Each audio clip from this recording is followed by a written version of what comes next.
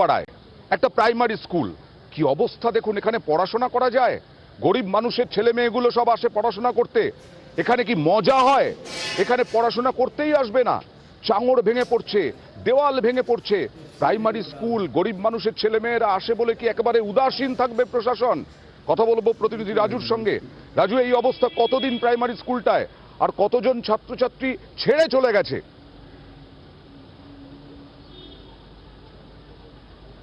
দেখো অরিন্দা, প্রথমে বলবো প্রায় 30 থেকে 40 জন ছাত্রছাত্রী এখান থেকে ছেড়ে চলে গেছে। আর বাকি যে সমস্ত ছাত্রছাত্রীরা পড়াশোনা করছেন তারাও আবার খুব সমস্যার মধ্যে। একটা ক্লাসরুমের মধ্যেই পার্টিশন করে দেওয়া হয়েছে এবং সেখানে পড়াশোনা হচ্ছে, কারণ পাশের যে ক্লাসরুমটি রয়েছে সেখানে চাঙড় ভেঙে ভেঙে পড়ছে। আর সেখানকার স্কুল শিক্ষকেরা প্রাণের ঝুঁকি নিতে বাচ্চাদের চায় না, তার জন্যই একটা ক্লাসরুমের মধ্যেই সেই ক্লাস করানো হচ্ছে।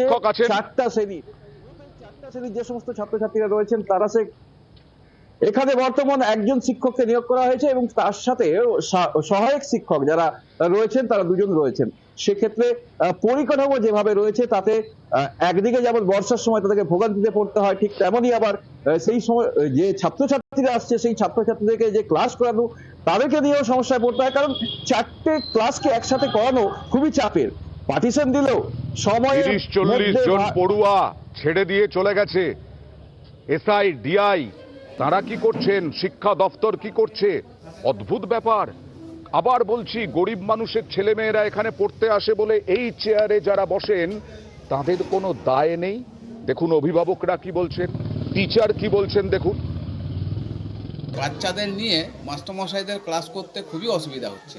কোন সময় যে ছাদ ভেঙে পড়বে বলা মুশকিল। গ্রামবাসীর তরফ থেকে পঞ্চায়েতকে দিয়ে, আমাদের গ্রামে পঞ্চায়েত ছিল, পঞ্চায়েতকে দিয়ে অনেকবার জানানো হয়েছে। মাস্টারমশাইরা তারা নিজেরা আলাদা করে জানিয়েছেন, কিন্তু আজ পর্যন্ত কোনো সুরাহাই হয়নি। অবস্থা প্রচুর খারাপ, এতে একদম ভেঙে পড়ছে। প্রায় 3-4 বছর হয়ে গেল এইরকম অবস্থায় স্কুল চালাচ্ছে, কিন্তু একটা নতুন বিল্ডিং আছে সেটার মধ্যে চালানো হচ্ছে। তো সেটাতে অসুবিধা হচ্ছে, 3-4টা ক্লাস একসঙ্গে কাটানো অসুবিধা হচ্ছে। দিদিমণিরাও বলছে, মাস্টারমশাইরাও বলছেন, অভিযোগও করেছেন, গ্রামবাসীরাও অভিযোগ করেছে। আমাদের যে পুরনো বিল্ডিংটা আছে সেটা ঢালাইটা একদম চাঙড় খসে পড়ছে। তো ওখানে আমরা বাচ্চাদের নিয়ে বসতে রিস্ক বোধ করছি। তো এখানকার গার্জেনরাও সেই মত দিয়েছেন আর কি। তো সেই জন্য এটাকে একদম পরিত্যক্ত হিসেবে রেখে আমরা আমাদের যে আরেকটা বিল্ডিং আছে তাতেই ক্লাস করানো হচ্ছে, পিবি থেকে 4, প্রায় 5টা ক্লাস। আমাদের তো পুরোনো যে বিল্ডিংয়ের অবস্থা খুবই খারাপ, ছাদ পুরো ভেঙে গেছে, কিন্তু একটা রুমের মধ্যে 5টা ক্লাস করানো যাচ্ছে না।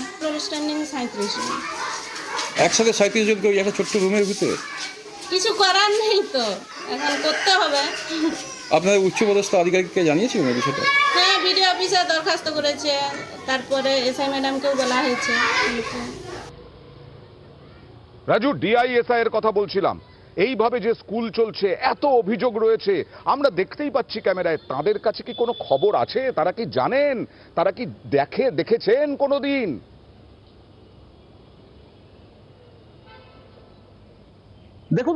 দেখো আমি প্রথমে বলবো, এই স্থানীয় যে প্রশাসন রয়েছে তাদেরকে এই বিষয় নিয়ে বারংবার গ্রামবাসী থেকে স্কুল কর্তৃপক্ষ অভিযোগ করেছেন, কিন্তু অভিযোগই রয়ে গেছে।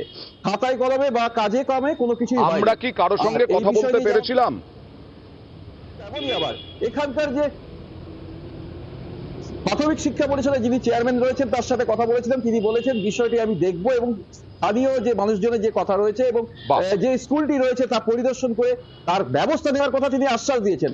কিন্তু আদৌ কি স্কুলটা হবে তা নিয়েও প্রশ্ন থাকছে। গ্রামের মানুষের বক্তব্য, না, আশ্বাস দিয়েছেন এতদিন ধরে এইরকম অবস্থা স্কুলটার, আর আশ্বাস দিয়েই দায় সারবেন প্রাথমিক শিক্ষা সংসদের, জেলা প্রাথমিক শিক্ষা সংসদের চেয়ারম্যান।